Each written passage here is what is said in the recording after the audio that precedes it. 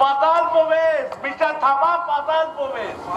পাতাল প্রবেশ করে কোনো লাভ নেই মিস্টার থাপা। আমাদের ম্যাডাম তোমাকে সেখান থেকে ঠিক খুঁজে বের করে আনবে। একবার আমাদের খাতায় নাম লেখালে তোমাদের আর কোনো মুক্তি নেই। কিন্তু এত কম দামে মাল দিলে আমার কোনো মুনাফা নাই। তাই নাকি? কলকাতার বাজারে অনেক বেশি দাম দিচ্ছে। কলকাতা এখান থেকে 250 কিলোমিটার দূরে, সেখানে মাল নিয়ে যাওয়ার ঝক্কি আছে, পুলিশের ভয় আছে। বেশি মুনাফা করতে হলে নিতেই হবে ম্যানেজার বাবু। তাই না? হ্যাঁ, আমি এখন কলকাতার রসিদ হয়ে গেলে মাল নিয়ে যাবো। তাই নাকি? আপনি তো এখান থেকে রেল স্টেশন পর্যন্ত পৌঁছাতে পারবেন না, তার আগে ভরতের বুলেট তোমার গলায় একটা নম্বর লাগিয়ে দেবে। পুরা বাত আছে তো একটু কাম করে টাকের দাম আপনি পুরানা হিসেবে দিবেন, আমি মেনে নিব। দেখি আজ যে নয়া মাল নিয়ে দিদি, নয়া মাল? দাম কিছু বেশি দিতে হবে। কি না বলুন? আজ কি এনেছে? এনেছি শুনেন না, কি বলে? দামাল নিয়ে এসেছি। আরে লেরকি লেরকি লেরকি লেরকি।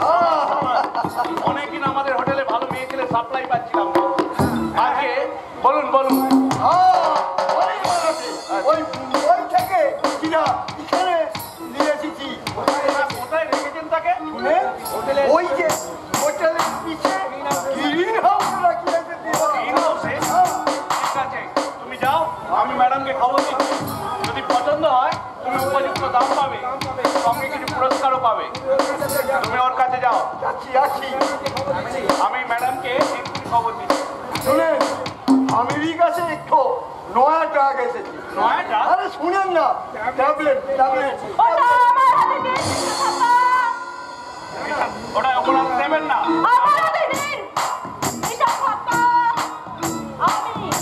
আমি আপনার মালকিনের মেয়ে, আশা করি একজন সামান্য ম্যানেজারের থেকে আমার কথার দাম অনেক বেশি। ওরা তো দেবেন না। আমার হাতে ঋণ, মিস্টার থাপা, আমার হাতে ঋণ।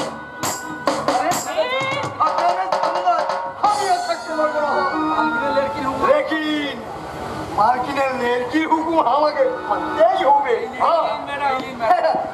ম্যাডাম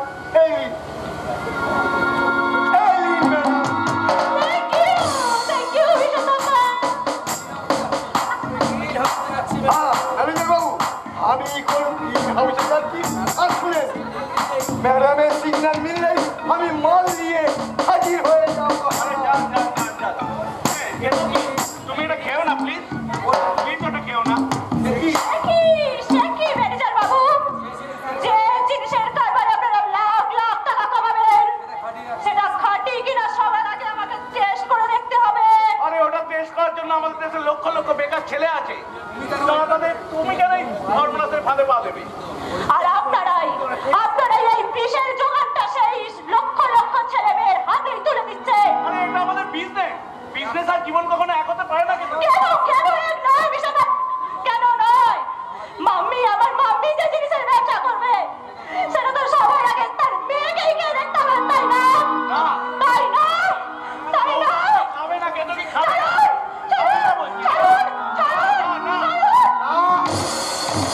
আপনি খেতে পারবেন না ম্যাডাম। কেন খেতে পারবো না? আমি বলছি তাই। কে আপনি? কে হন? আমার কে হন? আমি আপনার বন্ধু। বন্ধু? হ্যাঁ বন্ধু, হ্যাঁ। দিন ওটা আমার হাতে দিন। এই নিন ম্যানেজার বাবু, এটা রাখুন। আরে সাবাস ভাই সাবাস, তুমি টাইম মতো না এসে বললে একটা বিরাট সর্বনাশ হয়ে যেত। আজ থেকে আমার এখানে চাকরিতে জয়েন করার কথা, তাই আমি এখানে এসেছি। থ্যাংক ইউ দেওয়ার কোনো কারণ নেই স্যার। আচ্ছা ঠিক আছে, কোনো চিন্তা নেই, তোমার চাকরি হবে। আমি ম্যাডামকে বলে তোমার কিছু পুরস্কারের ব্যবস্থা করে দেবো। আমি এখন চলি ম্যাডাম। আপনি তো বেশ বুদ্ধিমান মানুষ। পুরস্কারের লোভে আমার বন্ধু সেটা বসলেন। পুরস্কারের জন্য নয় ম্যাডাম, পুরস্কারের জন্য নয়। আমি আপনার সত্যি সত্যি বন্ধু হতে চাই।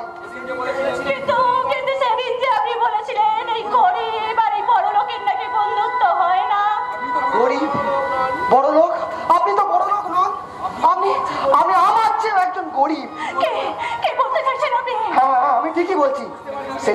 সেদিন হয়তো বুঝতে পারিনি যে এই টাকা পয়সা বাড়ি গাড়ি এই সব কিছু থাকলেও আমি অন্তরে অন্তরে একজন গরিব মানুষ।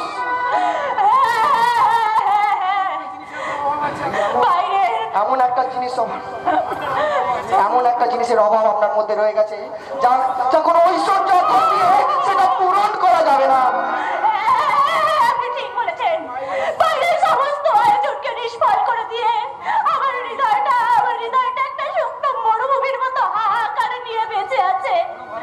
কোনো ভালোবাসার মেঘ সেখানে এতটুকু ছায়া দেয়নি। কোনো বন্ধুত্বের হাত আমাকে আমার চলার পথটা শিখিয়ে দেয়নি কল্যাণ বাবু, শিখিয়ে দেয়নি। তাই তো আমার এই বন্ধুত্বের হাতটাকে তোমার দিকে এগিয়ে দিলাম। কোনোদিন আগে সরিয়ে নেবে না তো? তুমি যদি ধরে রাখো তাহলে আমার সরিয়ে নেওয়ার সাধ্য কোথায়? তুমি সত্যি বলছো কল্যাণ? হ্যাঁ কিন্তু কি, হ্যাঁ সত্যি বলছি। তাই তো আজ আমি তোমাকে একটাই কথা বলতে চাই। কি বলতে চাও বলো? আমি তোমায় ভালোবাসি। ভালোবাসো? ভালোবাসি তোমায় আমি তোমার বন্ধু হব, চিরদিন বাসবো ভালো, ধীরে ধীরে আপন হব। ভালোবাসি তোমায় আমি তোমার বন্ধু হব, চিরদিন বাসবো ভালো, ধীরে ধীরে আপন হব।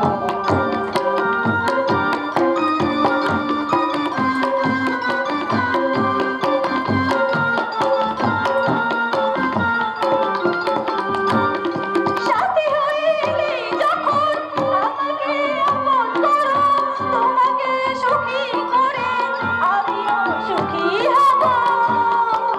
সাথী হইলে যখন আমাকে আপন করো, তোমাকে সুখী করে আমিও সুখী হব।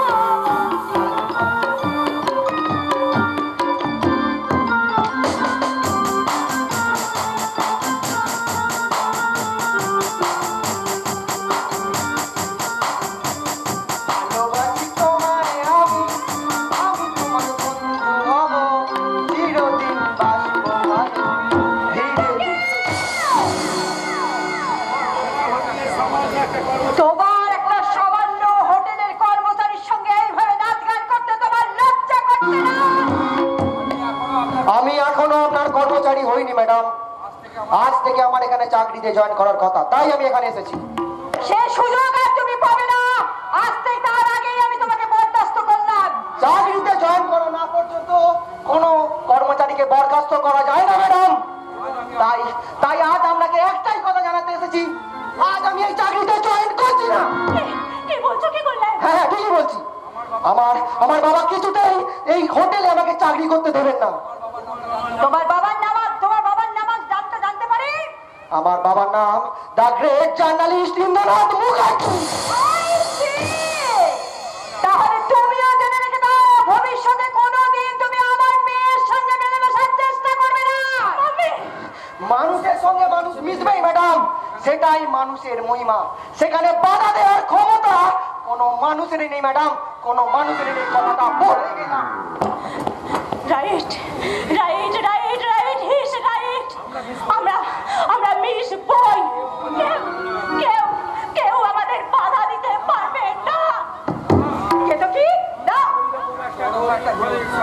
এত বড় একটা গরিব ঘরের ছেলের সঙ্গে তুমি কখনোই বন্ধুত্ব করতে পারো না।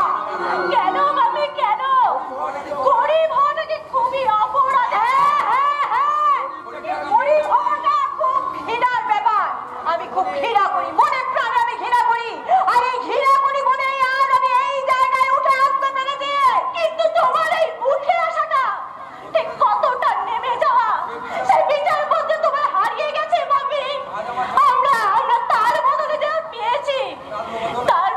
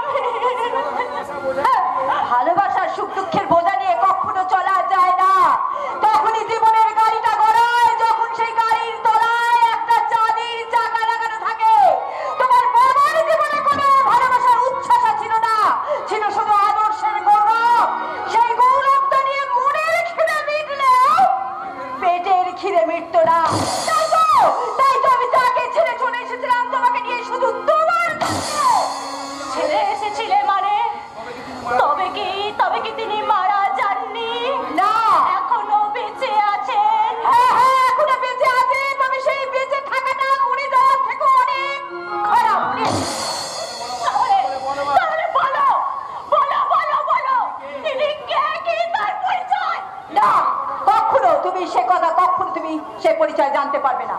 কেন কেন কেন তুমি আমাকে এইভাবে আমার মৃত্যুর পরিচয় থেকে বঞ্চিত করবে? কারণ সেই লজ্জার পরিচয়টা আমি কোনোদিনই প্রকাশ করতে চাই না। কারণ তার কাছ থেকে তোমাকে আমি ছিনিয়ে এনেছিলাম শুধু তোমার সুখের জন্য। কারণ তোমার এই ভবিষ্যৎটাকে আমি কখনোই মস্তির মধ্যে আমি বদলে ধরা দিতে চাইনি। মিথ্যে কথা মিথ্যে কথা মিথ্যে কথা। আমার জন্য নয়, আমার জন্য নয়, তোমার অভাবী মনের কামনা মেটানোর জন্যই নিজের অন্তর তুমি লোভের আগুন জ্বেলেছিলে মাম্মি।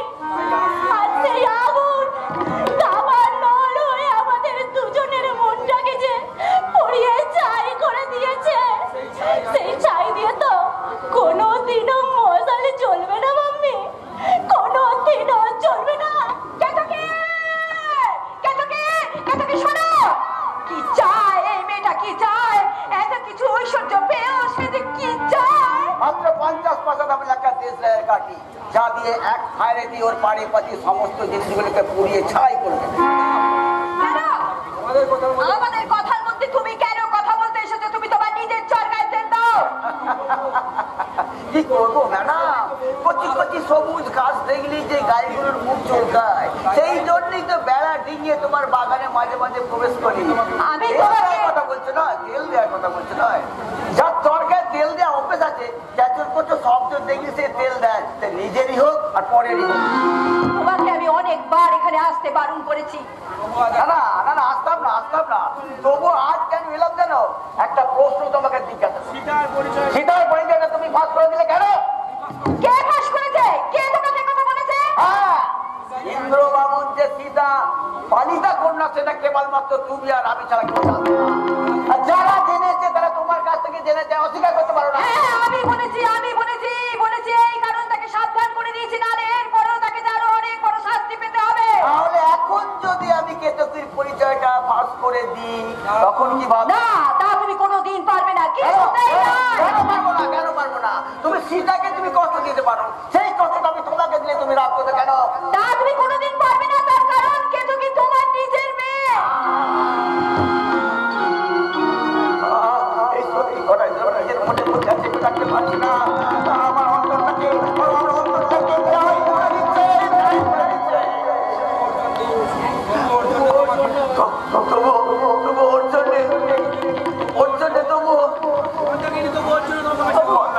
ওর জন্য তোমাকে যে করতেই হবে, তার কারণ কিছুতেই কিছু করা যাবে না। ওর কারণ তুমি একটা কথা জেনে রেখে দাও, তোমার মতো একটা হাত পাকা ভিখারিকে আমি কোনোদিন আমি স্বামী বলে মেনে নিতে পারবো না। ঠিক বলেছো। রক্ত রক্ত রক্ত রক্ত আর আগুন দুটো রঙে কিন্তু লাল।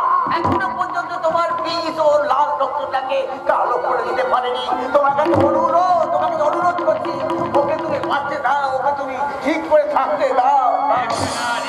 নিবে না, এই ভরতের মনের আগুন কোনোদিনও নিবে না। সারা সে ছাই চাপা আগুনের মতো কেন জ্বলে পড়ে ছাই হয়ে যাচ্ছে। ওই সারা ইন্দ্রনাথ মুখার্জির মেয়ে বিয়ে ভাবতে না পেরে আজ আমি হেরে গেলাম। ওর ঘর বাড়ি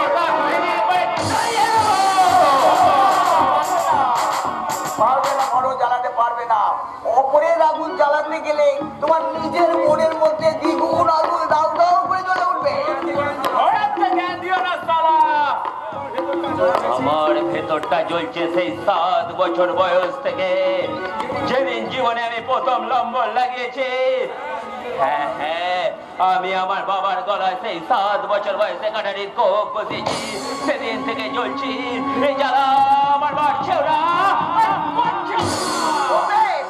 কমবে সেই দিন যেদিন নিজের হাতে নিজের কপালে একটা নাম্বার লাগাতে পারবে, সেই দিন। তবে সেটাই হবে তোমার শেষ নাম্বার। সালা পাগলা কাইকা, সালা মাঝে মাঝে এসে আমার পুরনো স্মৃতিগুলো কেন খোঁচা দিয়ে চলে যায়।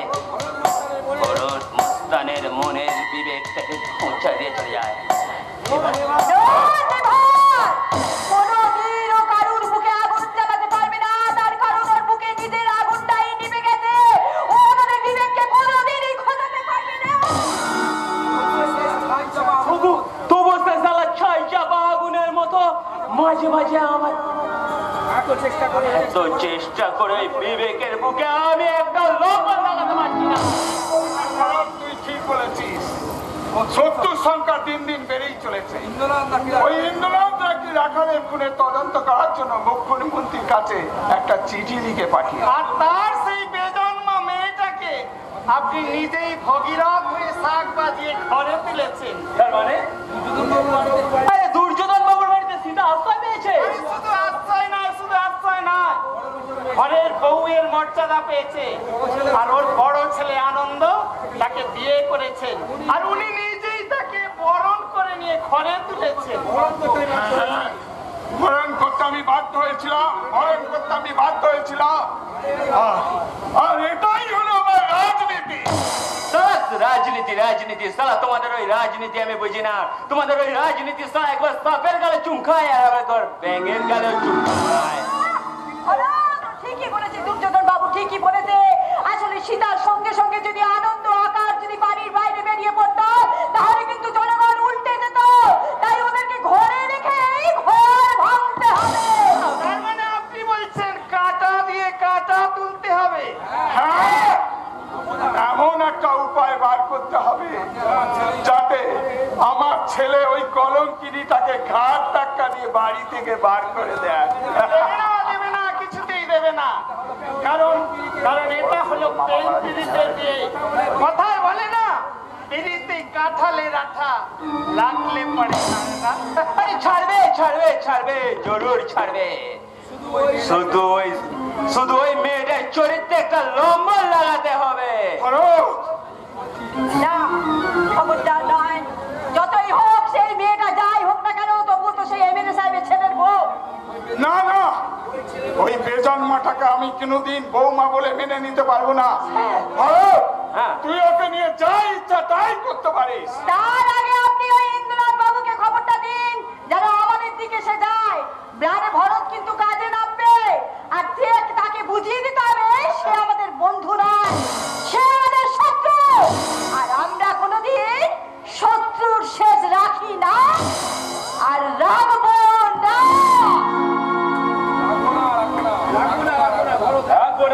রাখবো না। তুলে নিয়ে চলে আসবো। না না, আমার বাড়ি থেকে তুলবি না ভারত, তুই আমার বাড়ি থেকে তুলবি না। ওরা যদি ওই ইন্দ্রনাথ বাবুর বাড়ি যাবে, সেই দিন ওই সারা চোখের সামনে ওদেরকে তুলে নিয়ে আসবি। আরে সীতা হরণের দিন কোনটা তাহলে আমাকে জানিয়ে দিও। কারণ তার আগে ওই ভরতের নামে একটা বডি ওয়ারেন্ট পার করতে হবে। আমার নামে বডি ওয়ারেন্ট পার করে রাখতে হবে। 3 দিন আগে তোমাকে বিষ্ণুপুর থানায় অ্যারেস্ট দেখানো হবে। আর ওই দিন সকালে তোমাকে আমি থানায় অ্যারেস্ট দেখানো মানে পরের দিন সকালবেলা তোমাকে ওর থেকে খালাস দেখানো হবে। এই 24 ঘন্টার মধ্যে তোমাকে কাজটা ছেড়ে ফেলতে হবে। আইন আদালত তোমার টিকিটি পর্যন্ত ছুঁতে পারবে না। আর এই নিশ্চিন্তে তুমি সীতা হরণটা করতে পারবে? করবো। আমি জরুর করব। ভরতে জীবনে অনেক কালা ধান্দা করেছে, অনেক লম্বর লাগিয়েছে, কিন্তু কোনোদিন সে মেয়ে ছেলে ধান্দা করেনি। আজ সে মেয়ে ছেলে ধান্দা করবে। এই এমএলএ সাহেবের বৌমাকে দিয়ে নতুন বগ্নি করবে। নেয়া ধান্দা, নেয়া বগ্নি, এমএলএ সাহেবের ছেলের বউ।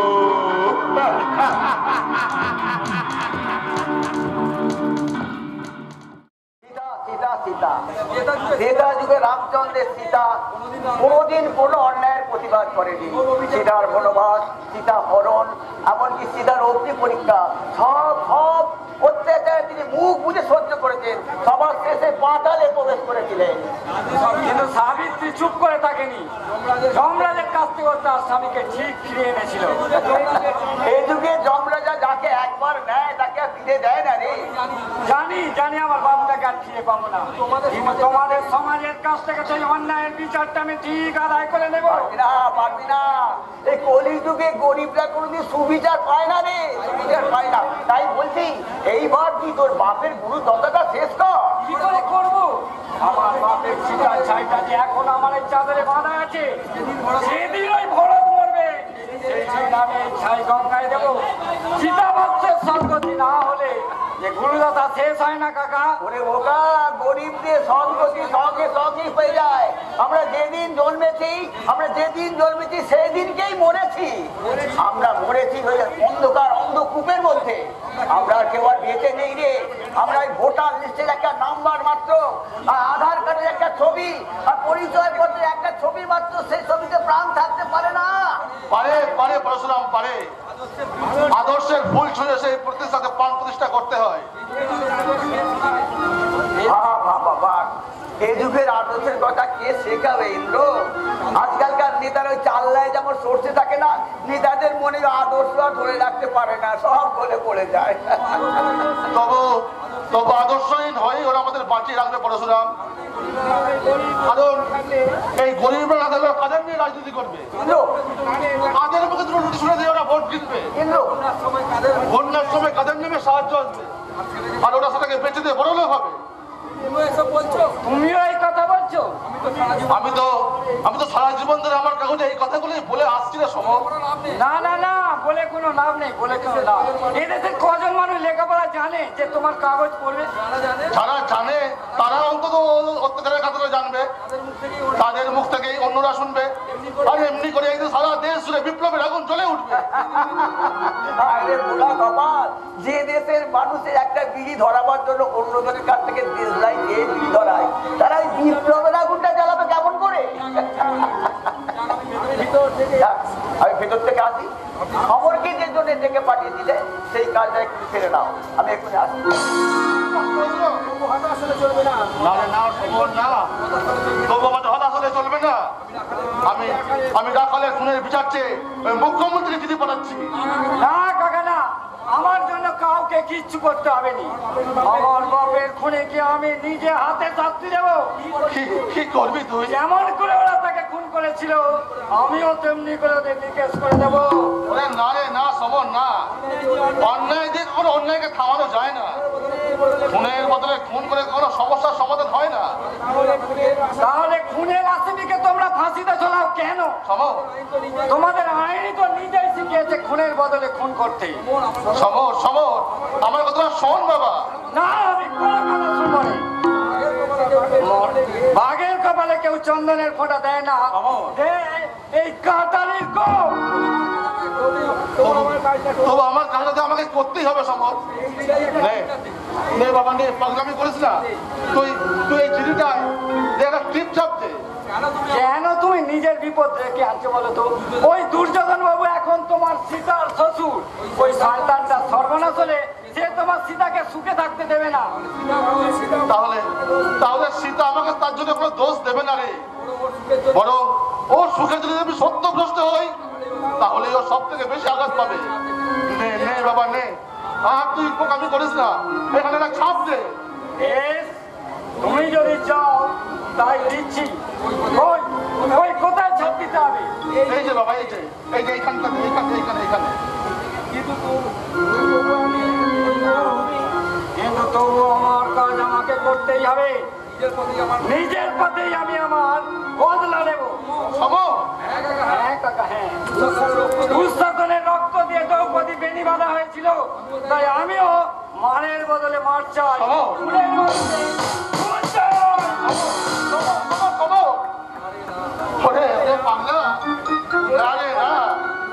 গোটা দেশটা যদি তোর মধ্যে এরকম রক্তের হোলি খেলায় মেতে ওঠে, তাহলে জীবনের জয়গানটি একদিন বন্ধ হয়ে যাবে। রক্তের হোলি খেলাই হবে যে শিশুদের পুতুল খেলা। তাই তো আপনার কাছে আমরা যে একটা শান্তির প্রস্তাব নিয়ে এসেছি বিআই মশাই। বিহার সম্বন্ধে বাড়তে যাবো না বলো। দেখুন, আজ আমরা বড় আত্মীয়, কিন্তু ওই সমরের মতো ছোট লোকগুলোর জন্য সেই আত্মীয়তা নষ্ট করা উচিত নয়। কুরুক্ষেত্রের যুদ্ধে অর্জুন রুদ্রজন কখনো কিসের আত্মীয়তা চাই না বলেন বাবু? কিন্তু এই কলিকাতা দাপরের নিয়ম উল্টে গেছে। আজকের ভারত মহাভারতের নতুন কুরুক্ষেত্রে কৃষ্ণ গৌতমের দুর্যোধনের রথের সারথি। ইন্দ্রবাবু যদি তোমাদের রথের সারথি হয়, তোমাদের রথটা যে সোজা থানার ওই লকআপের মধ্যে ঢুকে যাবে বাবা। তুই চুপ কর। আপনি বলেন জয়সান, আপনাদের বিরুদ্ধে আমি স্বয়ং মুখ্যমন্ত্রীকে চিঠি পাঠাচ্ছি। না, হ্যাঁ? সেটা বোধহয় খুব বুদ্ধিমানের কাজ হবে না ইমরান বাবু। কারণ আপনার মেয়ের জীবন আমাদের ঘরে বাঁধা আছে, সেটা কিন্তু ভুলে যাবেন না। নিবারণ বাবু, সীতা যে আমার মেয়ে নয় সে কথাটা আপনারাই প্রকাশ করেছেন। তাই ওই সত্যের ছেলে চাদরটা দিয়ে নিজের ওই কালো মুখকে ঢেকে রাখতে চেষ্টা করবেন না। চিঠি চিঠি আমি পাঠাবই। তাহলে তার ফলাফলের জন্য প্রস্তুত থাকুন। ফলাফলের জন্য প্রস্তুত থেকে একদিন আমি এই হাতে কলম তুলেছিলাম। এই মাথাটাকে উঁচুতে রাখার জন্যই ভগবান এটাকে শিরের উপর বসিয়েছেন। এই মাথাটাকে কারো মাথা নত করতে পারবো না, কিছুতেই না। পারবে পারবে, নিশ্চয়ই পারতে হবে। কোন মন্ত্রে সাপকে আমার বশ করতে হয় তা আমি ভালোভাবে জানি। শোনো শোনো, ওই সাপকে বস করার মন্ত্রটা শিখে রাখতে হবে না। ধা ধিম ধিম ধা, না ধিম ধিম ধা, দেখে ধিম ধিম ধা ধা। এটা 13 মাত্রাকে তবলার বোল। মুখে বলা সাও বসে বাজানো ঠিক খুব ঘোর, খুব ঘোর। তুই চুপ কর পাগল কথা। আপনি বলেন বাবু, উনি যদি পাগল হন তাহলে গোটা পৃথিবীটাই একটা পাগলা কারণ। আর সেই পাগলা আমাদের পায়ে কিভাবে বেই বাঁধা হয় তা আমি ভালোভাবেই জানি। ওদের ওগুলো হচ্ছে শেকল শেকল। আর ওই ইন্দ্রনাথের পায়ের শিকল হবে ওর পালিতা কন্যা সীতা।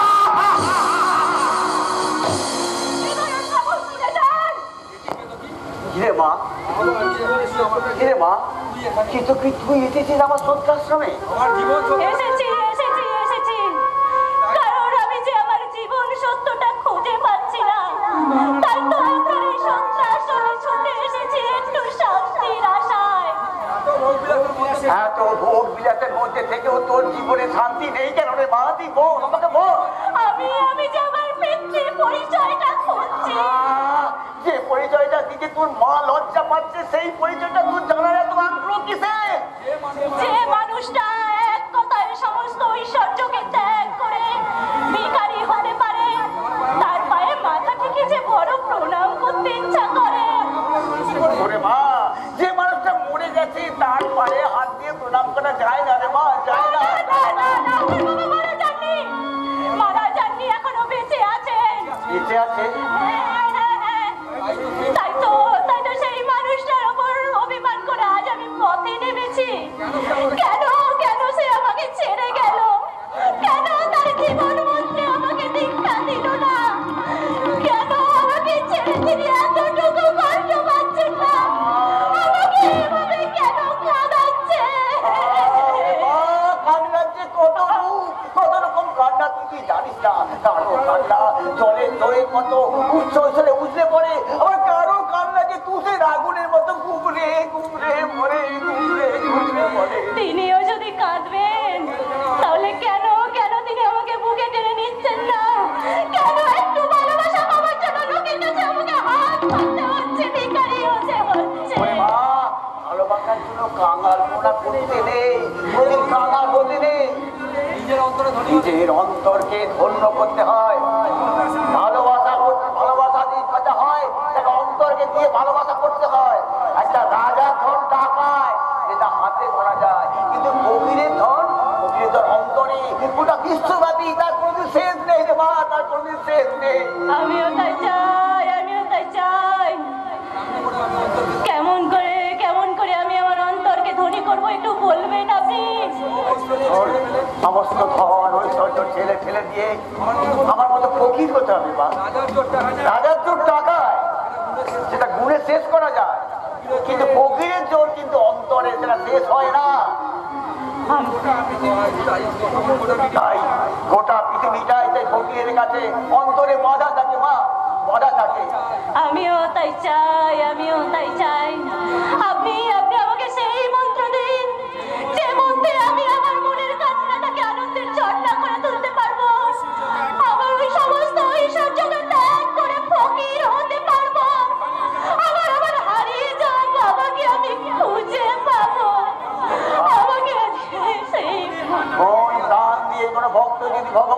ডাকে সে এসে দেখা দেবে।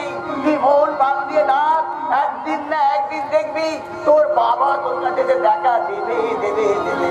তাই তাই আজ আমি তোর মাথায় হাত দিয়ে একটাই মন্ত্র উচ্চারণ করবো, তোর চৈতন্য হোক মা, তোর চৈতন্য হোক।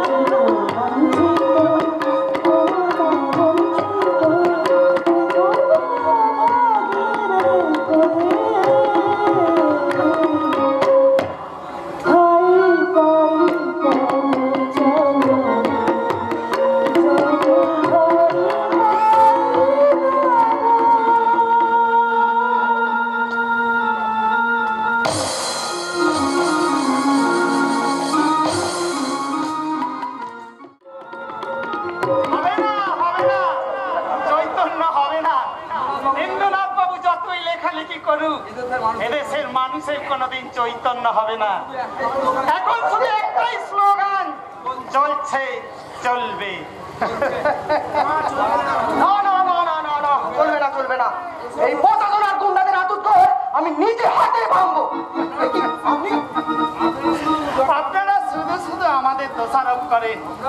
আসলে আসলে আমরা হলাম হুকুমের চাকর। বাড়ি বয়সে হঠাৎ এইসব কথা বলছেন কেন বলুন তো? ইন্দ্রনাথ বাবু নাকি শুনলাম মুখ্যমন্ত্রীর কাছে চিঠি পাঠাচ্ছেন। আপনি ঠিকই কথা শুনেছেন। সেই জন্যই তাকে একটা আমি খবর শোনাতে এলাম। ভরতকে আমরা অ্যারেস্ট করার জন্য ওয়ারেন্ট পার করেছি। প্রতিটি থানায় আমরা খবর পাঠিয়েছি, দেখা মাত্র যেন তাকে অ্যারেস্ট করা হয়। তা হঠাৎ এত কর্তব্য পরায়ণ হলেন কেন বলুন তো? আপনার বাবা যে লেখালেখি শুরু করেছেন, আসলে আসলে আমাদের সমস্যাটা হলো যাদের কাছে হাত পাতে তাদের হাতে হাত কারো পড়ানো যায় না। এই তো আপনারা পাবলিক যা ইচ্ছা তাই বলতে পারেন, তবু এই ওয়ারেন্টির খবরটা আপনার বাবাকে জানাবেন, যাতে আপনাদের কাগজে বেশ বড় বড় করে লেখা হয়। নিশ্চয়। চলি চলি ম্যাডাম। দাদা, দাদা কি ব্যাপার বলতো? হঠাৎ বড়দিন নামে ওয়ারেন্ট বেরালো কেন? আর সেটা বাড়ি বই আমাদের বলতেই পারলো কেন? জানি না। তুই তার আগে বল দেখি, একা এসেছিস কেন? আনন্দটা কোথায়? আরে ওই তো সীতা কখনো একা আসতে পারে না, আমি সীতার সঙ্গে এসেছি ভাই। এই দাদা, দাদা তার আগে বলতো বাবা কোথায় রে? বাবা কোথায়? বেশে একটা পুরনো মেশিন কেনা হয়েছে, বাবা সেটা নিয়ে পুরো উৎসাহের সঙ্গে কাজ করছে। তোমরা বসো, আচ্ছা। আমি তোমাদের আসার খবরটা বাবাকে দিয়ে আসি। হ্যাঁ? আচ্ছা, তাড়াতাড়ি যাবি দাদা, তাড়াতাড়ি যাবি। সত্যি বাবা, তুমি কি বলো তো? কোথায় নতুন জামাই বিয়ের পরে প্যান্ট শার্ট পরে চলে এলে, ধুতি জামা পাঞ্জাবিটা পরে আসতে পারলে না? প্যান্ট শার্ট পরে চলে এসেছো। আরে বাবা, আরে আমি এবারে নতুন জামাই হলো, আমি তো এবারে নতুন আসছি না। আরে বাবা, তবুও তো সবকিছু একটা নিয়ম কানুন আছে তো নাকি? আরে আমাদের বিয়েটাই তো হয়েছে একটা অনিয়মের মধ্যে। আরে আরে পড়ে গেল অন্যজনের আশীর্বাদ, আর বিয়ে করলাম আমি। চুপ করো, চুপ করো, দয়া করে তুমি চুপ করো। ওসব ওসব অলক্ষণে কথাগুলো তুমি আমাকে বারবার মনে করে দিও না আনন্দ। আমার যে বড় ভয় করে। একবার যখন বিয়ে হয়ে গেছে, ভয় আবার কিসে? জানো তো, এই বিয়ের রাতটাই না আমার জীবনের একটা চরম পরিবর্তন এনে দিয়েছে। ওই রাতে হারিয়ে গেল আমার জন্মের সব পরিচয়। এই যে তুমি কি জানো? নিশ্চয়ই জানো, সীতারও কিন্তু কোনো জন্মের পরিচয় ছিল না। ওই জনক রাজা তাকে ধরিত্রীর বুক থেকে কুড়িয়ে নিয়ে তাকে মানুষ করেছে। সেই জন্যই বড় ভয় করে। রামায়ণের সীতার চেয়ে বড় অসহায় অবস্থা গো। রাবণ রাজা তাকে হরণ করে নিয়ে গেল, আর সেই জন্য লাস্ট পর্যন্ত সীতাকে বনবাসে যেতে হয়েছিল। কিন্তু কোনো মতেই আমার কাছ থেকে তোমাকে কেউ হরণ করতে পারবে না। তুমি সত্যি বলছো? তাই বলছো সব কথা বন্ধ? একটু হাসপাতালে কাটাও না, তবু তবু আমার যে বড় ভয় করে। আনন্দ, আনন্দ, আনন্দ বলো না আনন্দ, সত্যি যুগে এ যুগে সীতার কোনো হরণ হয়ে যায়, তাহলে তুমি আমাকে সন্দেহের বসে তোমার জীবন থেকে দূরে সরিয়ে না তো আনন্দ? বড় আমারই ভয় হয়, সত্যি সত্যি তুমি আমাকে মন থেকে মেনে নিতে পেরেছো কিনা। কেন পারবো না বলো তো? এতদিন আমার মনের মধ্যে গোপনে যে স্বপ্নটা ছিল, সেই স্বপ্নটা যে সত্যি হয়েছে আনন্দ। সত্যি সত্যি হয়েছে? হ্যাঁ। আর সত্যি যদি হয়ে থাকে, আমিও তো মনে মনে তোমাকে আমি বলতে চাই। কি বলতে চাও? আমি তোমারে ভালো বেসেছি। সত্যি? আমি তোমারে ভালো বেসেছি, চিরসাথী হয়ে এসেছি। তোমারে ভালো বেসেছি, তোমারে ভালো বেসেছি।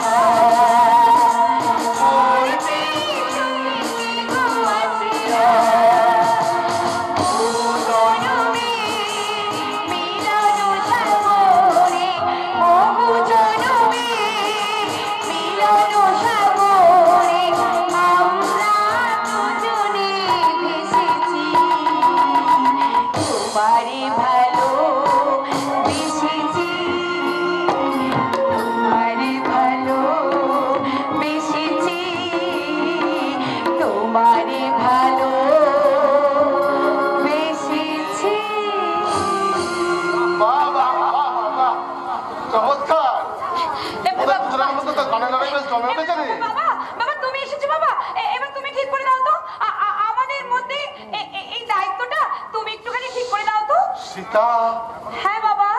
তুই এখনো মন থেকে আমাকে বাবা বলে ডাকতে পারিস মা? কেন ডাকবো না বাবা? ছোটবেলা থেকে জ্ঞান হওয়ার পর থেকে আমি তো এই ডাকটা শিখে এসেছি বাবা। কোনো দুর্ঘটনা কোনোদিন তোমার আমার সম্পর্কটাকে ভেঙে দিতে পারবে না বাবা, ভেঙে দিতে পারবে না। তাহলে আজ আমি তোদের দুজনের কাছে হাত জোর করে ক্ষমা চেয়ে নিচ্ছি রে। কি করছেন আপনি? আপনি অত শুদ্ধ ব্যক্তি হয়ে আপনি আমাদের কাছে হাত জোর করে ক্ষমা চাইবেন কেন? কেন আনন্দ, আমি জীবনে কোনোদিন সত্য ত্যাগ করিনি, কিন্তু সত্যের সঙ্গে যার বিরুদ্ধে আমাকে লড়তে হচ্ছে, ঘটনা চক্রে আজকে সে তোমার নিজের বাবা। আমি আমার বাবাকে নিশ্চয়ই জানি এবং শ্রদ্ধা ভক্তি করি ঠিকই, কিন্তু তাই বলে আমি আমার বাবার পাপ কাজকে কিন্তু কোনো মতে কিন্তু আমি সমর্থন করি না। কারণ পাপীকে ভালোবাসা যায়, পাপ কাজকে ভালোবাসা যায় না। তাই বলছি আমার বাবার অন্যায়ের বিরুদ্ধে ওই কালো কথার বিরুদ্ধে কিন্তু আমি কিন্তু বিরুদ্ধে গিয়ে কিন্তু আপনার পাশে সবসময় আমি থাকবো কাকাবাবু। আনন্দ, তুমি আমার বুক থেকে পাষাণ ভার নামিয়ে দিলে বাবা, পাষাণ ভার নামিয়ে দিলে। কিন্তু সীতার জন্য আমার না বাবা না, সীতাকে যখন তুমি অন্য গোত্র সম্পত্তি গোত্তান্তর করে দিয়েছো, তখন এবার থেকে আমার ভাবনা তোমাকে আর ভাবতে হবে না বাবা। ওরে বাবা, তুই যদি আমার নিজের মেয়ে হতি বাবা, তাহলে তো তোর জন্য আমার এত ভাবনা হতো না। কিন্তু তুই তোর বাবা মার পরিচয় জানা নেই বলে আমি তোর উপর জোর খাটাতে পারি না। বাবা, আমার কোনো কাজ যদি তোর জীবনে সর্বনাশ হয়ে নেমে আসে তাহলে তাহলে কার কাছে আমি ক্ষমা চাইবো? না বাবা, না। সত্যকে কখনো কারো কাছে ক্ষমা চাইতে হয় না বাবা। সত্য যদি কখনো কারো কাছে ক্ষমা চায় তাহলে জানবে মিথ্যার কুয়াশায় সেটা ঢাকা পড়ে গেছে। হ্যাঁ বাবা, বাবা আমি তোমার মিথ্যে কুয়াশার কাঁটা হয়ে গেছি বাবা। সেটা যদি কখনো সত্যের কাঁটা হয়ে যায় তাহলে সেই কাঁটাটাকে আমি উপড়ে ফেলবো বাবা। তবু তোমার মৃত্যুর কণ্ঠরোধ হতে আমি কিছুতেই দেব না বাবা, কিছুতেই না, কিছুতেই না। তোমার অচেনা যন্ত্রণায় আমার বুকের ভেতরটা মুড়িয়ে ওঠে রে মা। বাবা, একদিকে তো সুখ স্বপ্ন ভবিষ্যতের আলো, আর একদিকে অবহেলিত বঞ্চিত সাবিত্রীদের জীবনের অন্ধকার। আমি কার জীবনে আলো দেব? কার ঘরটাকে অন্ধকার করে কোন ঘরে আমি সত্যের প্রতীক হয়ে চলবো রে মা? বাবা, বাবা যে হাত রোগীকে ওষুধ খাওয়ায় সেই হাতেই কিন্তু মানুষ বন্দুক ধরে। যে কলম কবিতা লেখে সেই কলমেই কিন্তু লেখা হয় ফাঁসির হুকুম। ফাঁসির হুকুম দেওয়া চেষ্টা করবে না। সরো সরো বলছি নাকি? পিস্তলের গুলিতে ওর মাথার টুকরিটা উড়ে যাবে। ওরা তোমার মুখটা চিরদিনের মতো আমরা বন্ধ করে দিতে চাই। তাহলে আমার বুকে তোমরা শিশুদের মতো বন্ধ ছেড়ে দাও, করে দাও। সীতাকে ছেড়ে দাও বলছি। কিন্তু আমার সীতাকে তোমরা ছেড়ে দাও, ওকে তোমরা মেরো না। জীবনের কথায় যে যাই করুক আমি একমাত্র আমার গুরুর কথাই শুনি। গুরুর কথা না শুনলে আমার দিন যাবে না। চলো সীতা, চলো এখান থেকে। না না যাবে না, সীতা কোনো মতেই যাবে না। ওরা যদি তাদের আমাকে গুলি চালায় চালা, হ্যাঁ। তবু তুই এখান থেকে কোথাও যাস না। যাবে না? ও কেন কোথায় নিয়ে যাবে? কোথায় কোথায় কোথায় যাবে? সেখানেই নিয়ে যায় না কেন? কাল সকালে ঠিক আমরা পৌঁছে দেবো। না, আমি তোমাদের সঙ্গে কোথাও যাবো না। হ্যাঁ। দেখি তোমাদের কত সাহস। গুলি চালাও, চালাও দেখি তোমরা আমার উপর গুলি। আমি তোমাদের সঙ্গে কোথাও যাবো না। ঠিক আছে। না, না, না, না, তাহলে না, তোমার বাবাকে একটা লম্বর লাগিয়ে দিচ্ছে। না, না। এবার চলো সতী লক্ষ্মী সীতা। এটা বেটা। না, না, যাস না। যাস না, সীতা, যাস না। সীতা, সীতা, সীতা, সীতা।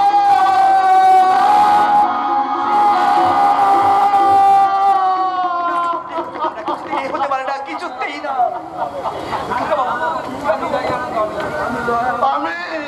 আমি দায়ী আনন্দ, আমি দায়ী। এই সমস্ত কিছুর জন্য আমি দায়ী। আমার জন্য তোমার আজ এত বড় সর্বনাশ হয়ে গেল আনন্দ, সর্বনাশ হয়ে গেল। এখন এইসব কথা ভাবার সময় নাই, এখন কথা ভাবার নয়। আমি বলছি এই সমস্ত ঘটনা ঘটে গেল, এই খবরটা এক্ষুনি আপনি বাবাকে ফোন করে সমস্ত জানিয়ে দিন। আমি এখনই কিন্তু থানায় যাচ্ছি, আর থানায় গিয়ে সমস্ত ব্যাপারটা করবো। কারণ কোনো মতেই আমার জীবন থেকে আমার সীতাকে কেউ নিতে পারবে না, কোনো মতেই না। সীতা, সীতা। আনন্দ, আনন্দ চলে গেল।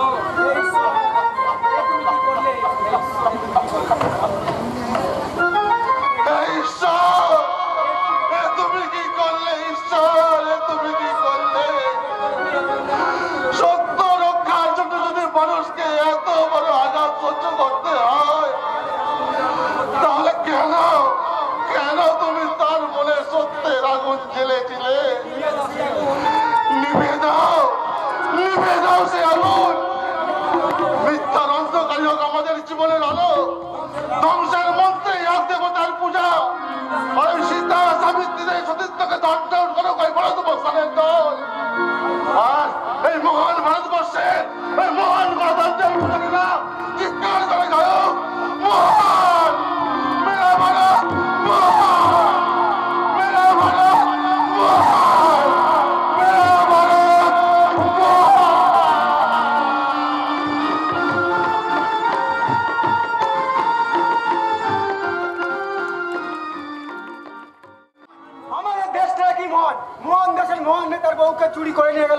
সামান্য মোস্তান। 24 ঘন্টা পার হয়ে গেল তবুও তার দেখা মিলল না। পাওয়া যাবে, পাওয়া যাবে, নিশ্চয়ই পাওয়া যাবে। অপরাধ কিছুতেই বাঁচবে না। তাহলে তো আপনাকে আগে কোমরে দড়ি বেঁধে জেলখানায় যেতে হবে মামা বাবু। কি বলতে চাইছিস তুই? কি বলতে চাই সেটা তোমরা নিশ্চয়ই ভালোভাবে জানো, কারণ ওই বৌদিমণিকে তোমরা চুরি করিয়েছ ওই ভরত মোস্তানকে নিয়ে। আরে কি পাগলের মতো কথা বলছিস? পাগল তোমরা মামা বাবু, পাগল তোমরা। তাই ইন্দ্রনাথ মুখার্জি ইন্দ্রনাথ বাবুকে শাস্তি দিয়ে তার মেয়ের বিয়েটাকে ভেঙে দিয়েছিলে। তাই তার ছেলে যখন তার মেয়েকে বিয়ে করে নিয়ে এলো তাকে কলঙ্কিত অপবাদ দিয়ে বাড়ি থেকে তাড়িয়ে দিয়েছ। ও গ্রামে ছোট লোক তোকে এই বুঝেছে বুঝি? ওরে বোকা, নিজের ঘরের বই ইজ্জত নিয়ে কেউ কি এমন ছিনিমিনি খেলতে পারে? তোমাদের নোংরা রাজনীতি দরকার হলে নিজের ঘরের ছেলে বউকে বিক্রি করে দিতে পারে মামা বাবু। ছি ছি লালু, ছি ছি ছি ছি। তুই এখন বলছিস আমাদের জামাই বলেন আমরা যুধিষ্ঠিরের মানুষ। তুই তো দেখেছিস তিনি কত আদর করে সীতাকে ঘরে তুলেছেন, ছেলের বউকে তিনি কত ভালোবাসতেন। তোমাদের ভালোবাসা হলো ওই কসাই কালের ছাগল পোষা। তাই তো এমএলএ সাহেব নিজের বউকে চুরি করিয়েছে ওই ভোর মুস্তানকে দিয়ে। লালু বাবার সম্বন্ধে একটা বাজে কথা বলে জুতিয়ে তোর মুখ ছিঁড়ে নেব। আজকাল আমরাও জুতো পরতে শিখেছি দিদিমণি, কিন্তু মারতে শিখিনি। এটা নতুন করে আর শিখিয়ে দিতে হবে না। লালু বেরিয়ে যা বলছি এখান থেকে। যাবো দিদিমণি, নিশ্চয়ই যাবো। তবে যাবার আগে একটা কথা বলে যাই, মুটে যখন পড়ে গোবরকে তখন হাসতে নেই, কারণ তুমি একজন মেয়ে মানুষ। তোমার বাবার লোভে তোমাকে হয়তো একদিন আগুনে পুরো ছাই হয়ে যাবে। আগুনে পুরো ছাই হয়ে যাবে। লালু বাবা শুধুমাত্র তোমার নাই ভেবে লালুটা কিন্তু আজকাল মাথায় উঠে বসেছে। তাতে কি বেশি বার বাড়লে ওই সীতার মতো লালুকে আমি আমার মাথা থেকে পায়ে ফেলে দেবো। সীতা বাড়ি ফিরে এলেও ওই কলঙ্কিনীকে কিছুতে এই বাড়িতে আসতে জায়গা দেওয়া যাবে না কাকা। ঠিক বলেছিস। কেন আমরা বাধ্য তাকে রাখতে। তার কারণ বৌদি সে নিজের ইচ্ছায় ঘর ছেড়ে যায়নি, রিভলভার দেখিয়ে তাকে ছিনিয়ে নিয়ে যাওয়া হয়েছে। ঠিক আকাশ, তুমি ঠিক বলেছো। তবে সে আগে ঘরে তো ফিরে আসুক, তারপর নয় সঙ্গে ভাবা যাবে। ফিরে আসার হলে নিশ্চয় এতক্ষণে ফিরে আসতো। নিজেরাই ষাট বেঁধে চুক্তি করে পালিয়ে গেছে কিনা সেটাই আগে দেখ। তাই নাকি? পদ্মা, তুই নিজের আয়নাতে নিজের মুখটা দেখ। সবাইয়ের মুখ দেখতে চাস না রে, তাতে তো নিজের ময়লাটাকে নয় চাপা দিয়ে রাখতে পারবি না। নিজেদের মধ্যে স্বর না থাকলে এতক্ষণে খুঁজে পাওয়া যাচ্ছে না কেন? আরে সেটাই তো রহস্য, হ্যাঁ সেটাই রহস্য। পুলিশ চারিদিকে তন্ন করে খুঁজে ফেললো। আমিও পাড়ার সমস্ত ছেলেকে নিয়ে এই গ্রাম ওই গ্রাম চারিদিকে দেখলাম, কিন্তু কোথাও তো বৌদিকে খুঁজে পাওয়া গেল না রে, কোথাও খুঁজে পাওয়া গেল না। এই তো আকাশ, তাহলে কি করা যায় বলো তো? কি করা যায়? যেটা দেখেছি আমাদের পেতেই হবে, যেমন করে সেটাকে আমাদের খুঁজে পেতেই হবে। এটা কি মগের মনে নাকি? যখন চোখের সামনে থেকে একটা চল যায় তো মেয়েকে ওরা জোর করে তুলে নিয়ে চলে যাবে, আর পুলিশ প্রশাসন পুরো জগন্নাথ হয়ে বসে থাকবে। আরে দাদা, তুই তো পুলিশের কাছে গিয়েছিলি, এসপি সাহেব কি বললেন? সবাই সেই একই কথা ধৈর্য ধরো, তো আমরা তদন্ত চালিয়ে যাচ্ছি। আবার কি তদন্ত 24 ঘন্টা হয়ে গেল, কবে যে একজনকে ধরে পারবে সেটাও দেখতে পাচ্ছি না। এখন এই যে 24 ঘন্টা হলো, একটা সামান্য মেয়েকে ধরা খুঁজে বের করা সেটাও পাচ্ছি না। খুঁজে না পাওয়া গেলেই মঙ্গল দাদা, নয় মেয়েকে কি তুই নিজেই মেনে পারবি? তুই আমার ব্যাপারে যে একটা মাথা খামাইস না পদ্মা। থামাতে হবে আনন্দ, থামাতে হবে। কেন? কারণ একটা গুন্ডার সঙ্গে সারা রাত কাটিয়ে আসার পর সেই মেয়েটা কিন্তু সমাজ কখনো সূর্য দেখবে না। সমাজের কথা একটা বলবে না বলেছি যে সমাজ একটা সামান্য মেয়ে নিরাপত্তা দিতে পারে না, আর তার চরিত্রের কলঙ্কের কালি বাগানো তাই, কিন্তু ওই সমাজ কিন্তু দিতে পারে না। তবু সেই মেয়েটাই বা এই 5 জনের কাছে মুখ দেখাবে কেমন করে? ঠিক বলেছি কথা। কথাগুলো বলার পরে তুই যেরকম ভাবে আমাদের সামনে দাঁড়িয়ে আছিস পদ্মা, সেরকম ভাবেই দাঁড়াবে। ছোটদা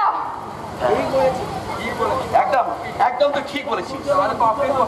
তাহলে তাহলে কিন্তু এই আমরা যদি চুপচাপ সবাই বসে থাকি তাহলে কিন্তু পাপ দিয়ে কিন্তু এই অবস্থার জন্য দায়ী আমরা সবাই। আর এই অবস্থার জন্য সবাই আমরা সবাই দায়ী।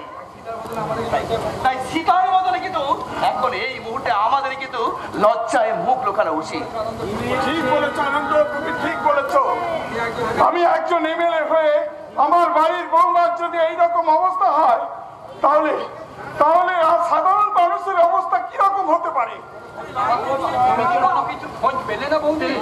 না না, পুলিশ প্রশাসন কেউ কোনো খোঁজ দিতে পারছে না। আমার মনে হয় আমার মনে হয় না বাবা, বৌদি নিজের ইচ্ছায় পালিয়ে গেছে। কারণ ওই বাবা এরপরেও যদি বৌদি এ বাড়িতে ফিরে আসে, তাহলে রান্নাঘর আর ঠাকুর ঘরটা আলাদা করে দিও। আর মনে রেখো, ওই ঘর দুটো জায়গা দুটোকে আমি কিছুতেই অপবিত্র হতে দেবো না, কিছুতেই। সামনে কথা বলবো না, চিৎকার করে কোনো লাভ হবে না, কারণ আমরা আসল ঘটনা কিছুই জানি না। তাই একটু ভেবে চিন্তে আমার চলতে হবে। আমাদের চিন্তাটা আমি অনেক আগে থেকে জানি, কারণ আমাদের চিন্তাটা আলাদা আর তোমাদের চিন্তাটা আলাদা। তার কারণ সীতা যেদিন থেকে এ বাড়িতে এসছে, তোমরা কিন্তু কেউ তোমরা কিন্তু ভালো চোখে থাকতে পারো। হ্যাঁ, এটা ঝগড়া করার সময় নয়। সবার আগে সীতাকে আমাদের খুঁজে বার করতেই হবে। হ্যাঁ হ্যাঁ দুর্যোধন বাবু, হ্যাঁ আপনি একটা কিছু করুন। আমার মন বলছে আপনি চেষ্টা করলে সেটাকে ঠিক উদ্ধার করা যাবে। চেষ্টার তো ত্রুটি রাখছি না। ভরতের বদমাইশের জন্য আমি তো সীতার কোনো দোষ দেখতে পাচ্ছি না। দেখুন ইন্দ্রবাবু, সীতা আপনার মেয়ে নয়, তাই ও সুনাম দুর্নামের জন্য আপনার কোনো চিন্তা নেই। আমার মেয়ে নয় বলে সীতার জন্য চিন্তাটা আমার অনেক বেশি নিবারণ বাবু। দোষী ধরা পড়েছে, দোষী ধরা পড়েছে। হ্যাঁ, ভরত প্রস্থান পুলিশের হাতে ধরা পড়েছে। হ্যাঁ, ধরা পড়েছে। আর সীতা, সীতার কোনো খোঁজ পাওয়া যায়নি। না, তবে এটা জানা গেছে কি ভরত তাকে কিডন্যাপ করেনি। হ্যাঁ, আগে হ্যাঁ দেখুন না, এই বিষ্ণুপুর থানা ভরত আর গোটার নামে ওয়ারেন্ট বার করা ছিল বলে কাল সকালে বিষ্ণুপুর থানা পুলিশ তাকে অ্যারেস্ট করেছিল। কি আজেবাজে কথা বলছেন আপনি? কাল সন্ধ্যাবেলা ভরত আমার চোখের সামনে থেকে সীতাকে ধরে নিয়ে গেছে। তা কিছুতেই হতে পারে না, কিছুতেই হতে পারে না, কারণ বিষ্ণুপুর থানার খাতায় লেখা আছে। কি লিখেছে? ভরত আর গোটাকে কাল সকালে অ্যারেস্ট করেছিল, আজ সকালবেলায় তাদেরকে কোর্ট থেকে লক আপ থেকে ছাড়িয়ে নিয়ে আসা হয়েছে। মিথ্যে কথা, সম্পূর্ণ মিথ্যে কথা। এই একদম বিশ্বাস করি না। কারণ যখন ঘটনাটা ঘটে, ভরত মস্তান যখন জোর করে লোক দল নিয়ে ওখানে চলে যায়, তখন আমি সীতার পাশেই আমি ছিলাম। দেখুন, আপনারা শুধু শুধু একটা নিরীহ ছেলেকে ফাঁসাবার জন্য চেষ্টা করছেন। নিরীহ ছেলে? হ্যাঁ, দয়া করে কয়েকটা মিথ্যে কথা বলে ভরতকে ফাঁসাবার চেষ্টা করবে না। চলে, নমস্কার। মিথ্যা মিথ্যা মিথ্যা, নিজের চোখে যে ঘটনা আমি ঘটতে দেখলাম সেটাকে স্বপ্ন বলে উড়ে দিতে পারি না। একজন এমএলএ হয়ে পুলিশের রেকর্ডটা তো আমি অমান্য করতে পারি না। দেখুন ইন্দ্রবাবু, ওই ভরতের উপর আমার একটা ব্যক্তিগত আক্রোশ আছে, সেটা আমরা জানি, কিন্তু এইভাবে একটা মিথ্যা কেসে ভরতের মতো ভালো ছেলেকে জানানো আমরাও তো কাজ হবে না। মামা বাবু, কাকা বাবু নয় মিথ্যে কথা বলছে, কিন্তু দাদা তো আর মিথ্যে কথা বলছে না। আরে বৃথা তর্ক করে কোনো লাভ নেই ভাই, কোনো লাভ নেই। কারণ ওই ভরতের নামে আগে থেকে ওয়ারেন্ট বের করার, বিষ্ণুপুর থানায় অ্যারেস্ট হওয়ার, এই সমস্ত মধ্যে একটা কিন্তু গোপন ষড়যন্ত্র একটা আগে থেকে। আর সীতা এসে সব নিজে মুখে সমস্ত কথাটা বললে আমরা জানতে পারবো। হ্যাঁ হ্যাঁ হ্যাঁ হ্যাঁ, কিছুই বলবো না, কারণ কারো বিরুদ্ধে কোনো অভিযোগ আমি করবো না। সীতা, সীতা, হায় হায় মা, হায়। বাবা, তুই এতদিন কোথায় ছিলিস রে মা? বাবা, ওরা তোকে কোথায় নিয়ে গেছিল? জানি না, জানি না বাবা, আমি জানি না, আমি তোমাকে কিচ্ছু বলতে পারবো না, আমি কিচ্ছু জানি না, কিচ্ছু জানি না। তবু তুই একবার বল, ভরত তোকে ধরে নিয়ে গেছিল। দেখ মা, দেখ, এরা সবাই মিলে আমাকে মিথ্যাবাদী প্রমাণ করতে চায়। না বাবা, না না, ভরত আমাকে ধরে নিয়ে যায়নি বাবা, ভরত আমাকে ধরে নিয়ে যায়নি। সীতা, সীতা, এই তুমি কি বলছো? ভরত যখন তো জোর করে তুলে নিয়ে যায়, আমি তোমার তবু তুই ভরতের নামে একটা অভিযোগ কর মা। পুলিশ পুলিশ নিশ্চয়ই তার প্রতিকার না বাবা না, কারো বিরুদ্ধে আমার কোনো অভিযোগ নেই, আমি কোনো অভিযোগ করবো না, করবো না। সীতা, সীতা, তুই আজকে সবার সামনে আমার আমার উঁচু মাথাটাকে নিচু করে দিলি রে বাবা।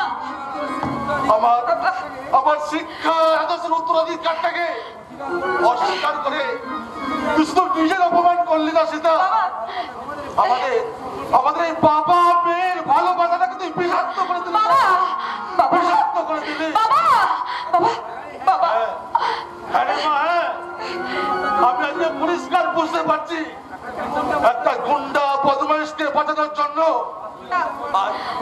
আজ তুই আমার সত্যের অহংকারটাকে ভেঙে চুরি। না না বাবা না, তাই আমি পরিষ্কার বলছি বাবা ওর কখনো আপন হয় না রে বাবা, ওর কখনো আপন হয় না রে।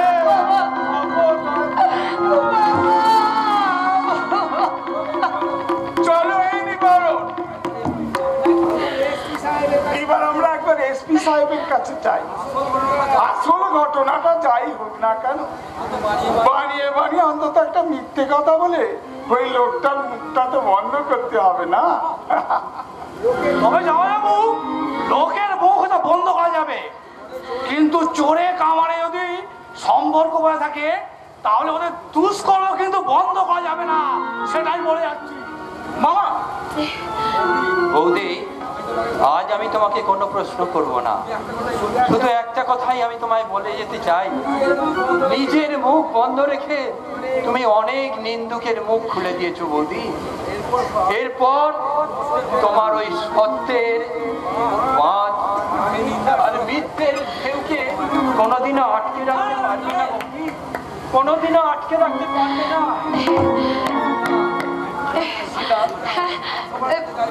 আমি একটা কথা বলছি, বলো। তুমি সবার সামনে যাই কথা বলো না কেন, ফরজ যে তোমাকে তুলে নিয়ে গেছিল এই কথাটা তুমি আমি দুজনে স্পষ্ট জানি। তাই আমি জানতে চাই, যেদিন ফরজ তোমাকে তুলে নিয়ে গেল সেদিন সেই রাতটা তুমি কোথায় ছিলে? আমি যদি জানতাম তাহলে তোমাকে বলতাম, কিন্তু বিশ্বাস করো আমি কিচ্ছু জানি না, আমি কিচ্ছু জানি না। তুমি তুমি আমাকেও বলবে না? আচ্ছা, তুমি কি আমার চরিত্র নিয়ে কোনো সন্দেহ করছো? আমার সম্পর্ক? না না, এখনো সন্দেহ করার মতো কোনো রকম ঘটনা ঘটেনি। তবু আমি তোমার কাছ থেকে আমি স্বামী হিসাবে সমস্ত ব্যাপারটা আমি জানতে চাই। না না, আমি কোথায় ছিলাম, কেন ছিলাম, কেন আমাকে নিয়ে গেছিল, আজ আমি তোমাকে কোনো কিচ্ছু বলবো না। শুধু আমি তোমাকে বলবো, ওই একটা রাতে আমার জীবনের অনেক অভিজ্ঞতা পাল্টে গেছে গো, অনেক অভিজ্ঞতা। পৃথিবী, মানুষ, প্রেম, ভালোবাসা সব সব যেন নতুন ভাবে আমার কাছে ধরা দিয়েছে। আমি বুঝতে পেরেছি সারা জীবন পাশাপাশি থেকেও মানুষ চেনা যায় না, কিন্তু একটা রাতে আমি পেয়েছি সে ভালোবাসার স্বাদ। সীতা, সেটাই সারা জীবনের পরম শান্তি হয়ে আমার মনের মণিকোঠায় থেকে যাবে। তার মানে সেই সম্পদ আমার মনের মাঝে থেকে চোর করে আমি সঞ্চয় করে রাখতে। ওগো, তুমি যদি সত্যি আমাকে ভালোবাসতে চাও তাহলে আমার জীবনের সেই একটা রাতের কথা তুমি ভুলে যাও। আমি তোমাকে হাত জোড় করে অনুরোধ করছি, ওই একটা